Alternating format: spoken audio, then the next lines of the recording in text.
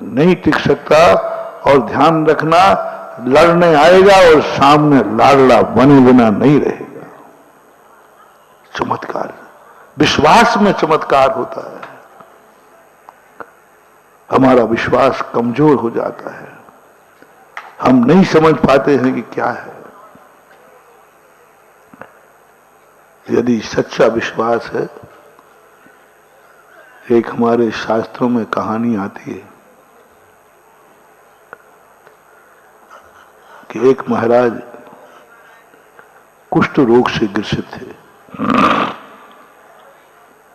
तो राजा के पास जाकर के लोगों ने कहा, जैन मुनि बहुत गंदे होते हैं, कोड़ी हैं साहब, इनको राज्य से बाहर निकालो। ये नगर के बाहर आके ठहरे हैं, ये ऐसे हैं, इसलिए कोड़ निकला, नहाते नहीं है, ये नहीं करते, वो नहीं करते। बहुत जगह राजा को भर दिया, राजा को भर दिया। मुनि की बुराई हो रही थी, निंदा हो रही थी, जम की बुराई हो रही। अब भर दिया। अब राजा तो संकी होते, जितने बड़े आदमी होते ये कान के कच्चे बहुत होते हैं क्योंकि ये जमीन लेवल पे तो रहते नहीं, ये फील्ड पे तो कभी रहते नहीं। इनके तो कान भर कान के कच्चे, ज्यादातर बड़े आदमी बहुतायत कान के कच्चे होते, क्योंकि वो फील्ड पे होते ही नहीं, उनको मालूम ही नहीं रहता। अब जितने ये बड़े बड़े मजिस्ट्रेट होते ना, ये फील्ड पे रहते ही नहीं, ये तो सब वकीलों से सुनते हैं। जिसका तर्क अच्छा निकल गया, फैसला उस पक्ष में दे देते हैं। मैंने पूछा था एक मजिस्ट्रेट से, मैंने कहा भाई ये जो मूर्ति बनाते हैं तराजू लेकर, पट्टी क्यों बांधते हैं काली पर? इसके बांधने का यहां तो न्याय मिलता है, न्याय मिलता है तो यहां अंधा व्यक्ति तराजू तोल रहा है। न्यायालय की शायद मूर्ति है ऐसी, है ना, अंधा व्यक्ति तराजू। मैंने कहा इसका लॉजिक मुझे समझ में नहीं आया। गुजरात में बिहार कर रहा था तो जब पूछा तो बोले महाराज जी ये इसका अर्थ ये है कि कानून कुछ नहीं जानता, मजिस्ट्रेट कुछ भी पता नहीं है, किसने मारा है किसको, वो तो स्वयं तो अंधा है, लेकिन अंधा होकर के भी न्याय कर रहा है, अंधा होकर के भी तराजू तोल रहा है, न्याय करेगा। कुछ भी मालूम नहीं है। किसके आधार पर? गवाह के आधार पर। किसके आधार पर? साक्ष्य के आधार पर। किसके आधार पर? वकील की बहस के आधार पर। खोटा वकील हो तो उसी कानून से फांसी लग जाती है, और वकील अच्छा हो तो उसी कानून से फांसी उतर आती है। सब वकीलों का खेल है। वकील लोगों का प्रस्तुतिकरण जैसा हो जाए वैसा न्यायपीठिका को मानना पड़ता है। गवाह दे दे में तो गवाह मानेंगे, साक्ष्य दे दे तो स्वयं कुछ नहीं जानते। जो साक्ष्य दे दिया उसी के आधार पर, जो गवाह दे दिया उसी के आधार पर निर्णय हो जाता है। तो सदा से चला आया, राजा महाराजा हैं, बड़े लोग हैं, तो लोगों ने कह दिया, राजा को ध्यान आ गया, बोले यदि ऐसा है तो यदि जैन साधु कोड़ी कुश्ती हैं तो इनको राज्य से बाहर निष्कासित करो, राज्य में प्रवेश वर्जित करो। यदि ये इस प्रकार के हैं, स्नान नहीं करते, मंजन नहीं करते और इस प्रकार बीमारी है तो राज्य से बाहर करो। एक मुनि भक्त बैठा था, एक जैन बैठा था, वो भी महाराज के दर्शन करके आया था। और वह महाराज वैसे थे सही में, जैसा सभा में बोला जा रहा है वैसे ही महाराज थे। लेकिन जब उसने निंदा सुनी तो वो खड़ा हो गया, बोले साहब ये झूठ बोल रहा है, ये झूठ बोल रहा है, मैं जैन हूं, जैन मुनि कभी कोड़ी नहीं हो सकते। उनके शरीर से तो सुगंध निकलती है, दुर्गंध का सवाल ही नहीं होता। उनके शरीर से तो सुगंध निकलती है। अब कोर्ट का क्या है, यदि कोई ने एक एप्लीकेशन लगा दी तो पेशी एक नगारी साहब मुझे भी सुना जाए ऐसे ही करते हो ना। अब राजा ने कहा साहब मैं भी बोल रहा हूं, मैं जैन हूं और मैंने भी दर्शन नहीं है सर, ये झूठ बोल रहे हैं, ये द्वेष बस बोल रहे हैं, ईर्ष्या बस बोल रहे हैं, कसाय बस बोल रहे हैं, ये गलत है, मुझे भी सुना जाए। अब राजा ने कहा वो तो सुनना ही पड़ेगा। फैसला हुआ कि दोनों में बहस। वो कहते हैं, सब कहते साहब मैं आंखों से देख के आया हूं, नगर के बाहर पेड़ के नीचे बैठे हैं वो ऐसे हैं। और ये भी कहता है साहब मैं भी देख के आया हूं, मैं दर्शन करके आया हूं, महाराज ऐसे नहीं है। अंत में फैसला हुआ, राजा ने कहा मैं खुद चलूंगा। शाम की चर्चा थी, बोले प्रातःकाल मैं चलूंगा, मैं खुद देखूंगा और जिसकी गलती निकलेगी राजा को गुमराह करने की सजा होगी, या तो वनवास देश निकाला या फांसी है। अब जैन श्रावक था और उन्होंने कहा साहब फैसला मंजूर है। अब हो गया काम। अब वो श्रावक उठा और महाराज के पास पहुंचा। बोले आज राजसभा में ऐसा ऐसा हो रहा था। तो मैंने बोले तू झूठ क्यों बोला, तू झूठ क्यों बोला, देख मुझे कोड़ है कि नहीं। बोले नहीं मैं आपकी निंदा नहीं सुन सकता था, मैं आपकी बुराई नहीं सुन सकता था, मेरा नियम है, मैं कभी दिगंबर जैन मुनि धर्म की बुराई नहीं सुन सकूंगा। तो नहीं सुन सके तो झूठ क्यों बोला, सही बोलना ये भी तो जैन धर्म का नियम है कि सत्य बोलना चाहिए, झूठ नहीं बोलना चाहिए। बोले नहीं, धर्म की रक्षा के लिए झूठ भी बोलना सही है। धर्म की निंदा हो रही है, वहां क्या मैं सत्य बोलूं, झूठ बोलना भी धर्म है। महाराज ने कहा तो क्या हुआ। बोले सुबह राजा साहब आएंगे और जिसका झूठ निकलेगा उसको सिर कलम होगा या देश निकाला होगा। तो महाराज कहते उपद्रव तू कर, मैं क्या करूं, महाराज मैं क्या करूंगा। जा राजा साहब से अभी बोल दे कि साहब मेरी गलती हो गई, मैंने भावावेश में अति भक्ति में मैंने ये झूठ बोल दिया था, मुझे माफ किया जाए। क्यों राजा साहब यहाँ आएंगे फिर बाद में गड़बड़ होगा। बोले साहब ये तो न कल हुआ था न आज हुआ, मैं तो निंदा न सुन सकूंगा और मैं अपने महाराज को कोड़ी नहीं कह सकूंगा, कल मरूंगा तो मर जाऊंगा। महाराज कहते भाई अब मैं क्या कर सकता हूं, मेरे हाथ में तो कुछ है नहीं, अब कर्म का उदय हूं, अब हूं तो हूं, क्या कर रहे, तूने ऐसा क्यों बोला। ओहो कैसी थी आत्माएं, कैसा था विश्वास, कैसी सी श्रद्धा। उसने कहा महाराज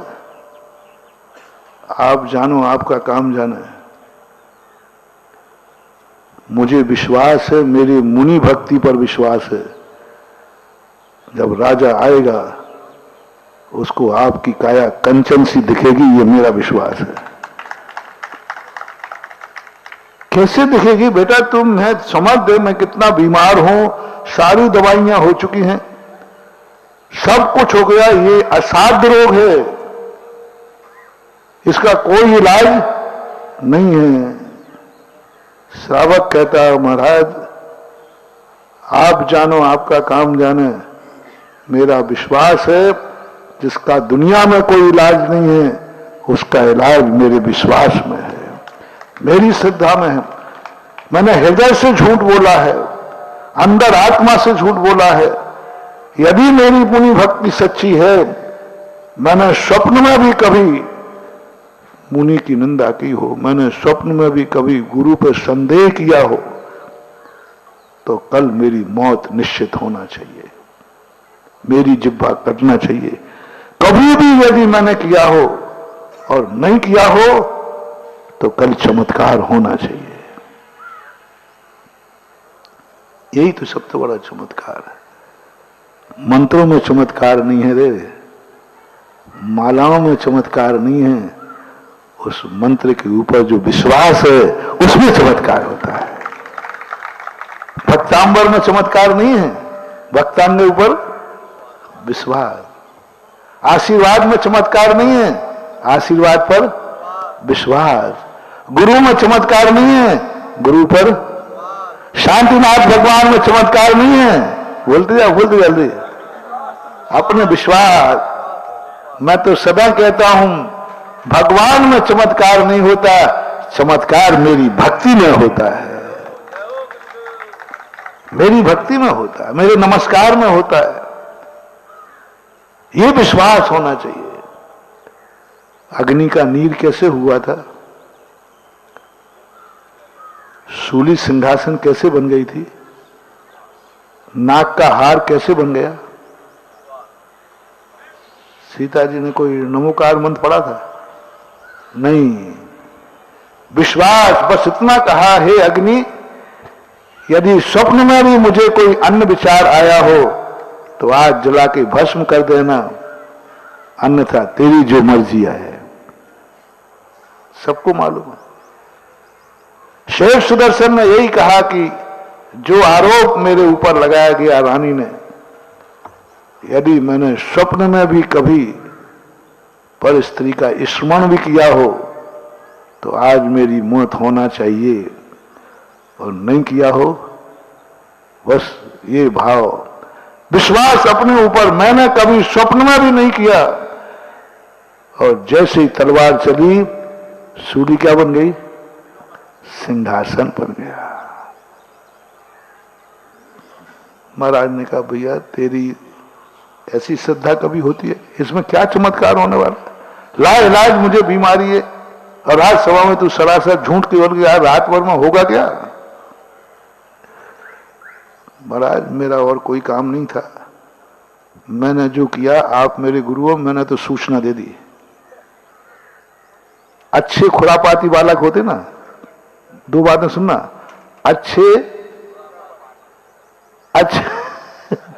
अच्छे खुरापाती बालक होते ना, वे कुछ भी करके आते, पापा मैंने ये करके आगे आप जाना। सूचना अच्छे इसलिए है कि उन्होंने सूचना दे दी। खुरापाती ये है कि पत्र करके आया क्यों। ऐसे आगे अच्छे, भाई तू करके आया तो सूचना नहीं, सूचना तो आपको दूंगा कि मैं ये करके आया हूं। मेरा काम सूचना देना था, आप जानो आपका, मैं आपसे कुछ नहीं बोला, सूचना देने आया था, बाकी चला।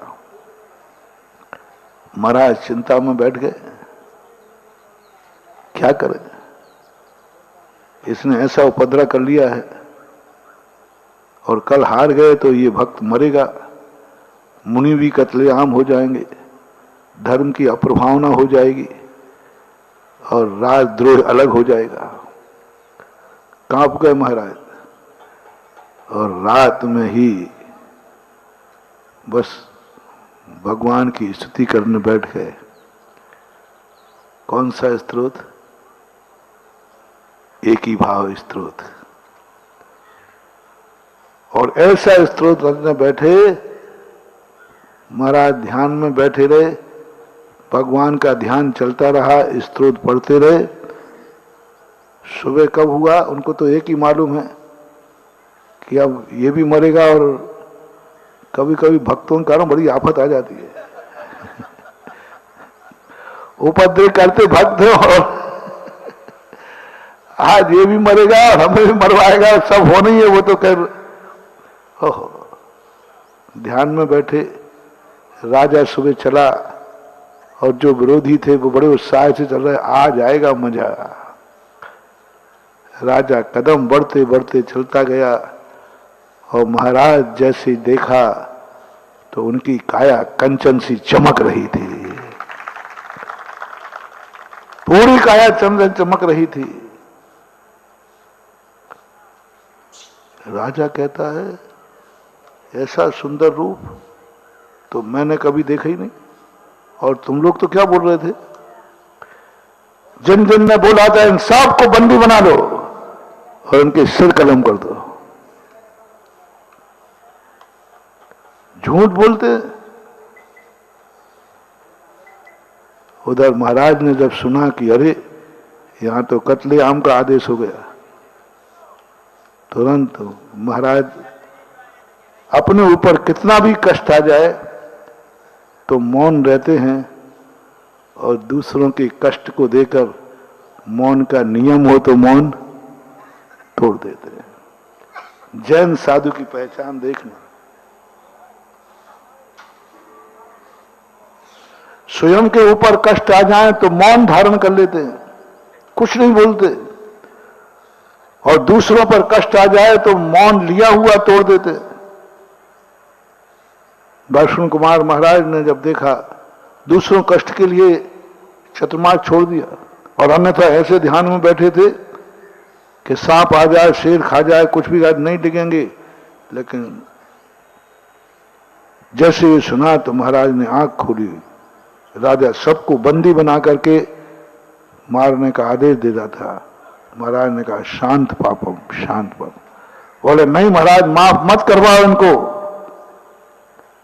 इन लोगों के कारण, झूठ बोलने के कारण अनर्थ होने वाला था।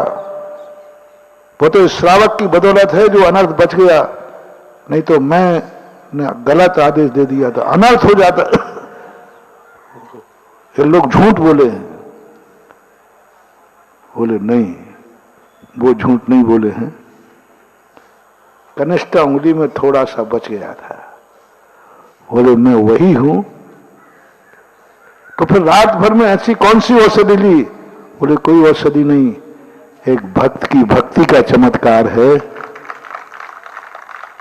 ये भक्त की भक्ति का चमत्कार है, ये विश्वास का चमत्कार है।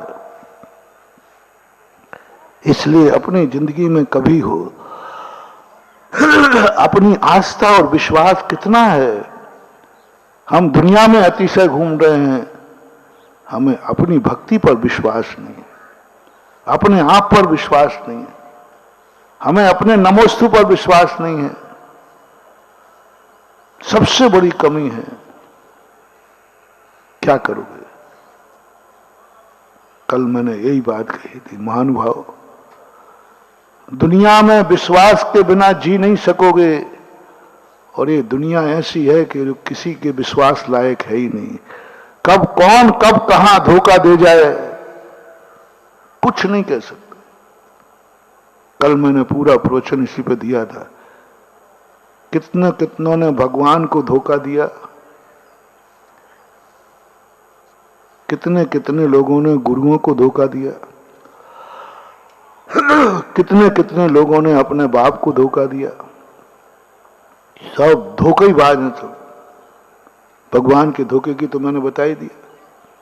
तुम भगवान को धोखा देते, इधर भगवान से कहते भगवान आप ही हो सब, वहां पता नहीं कहां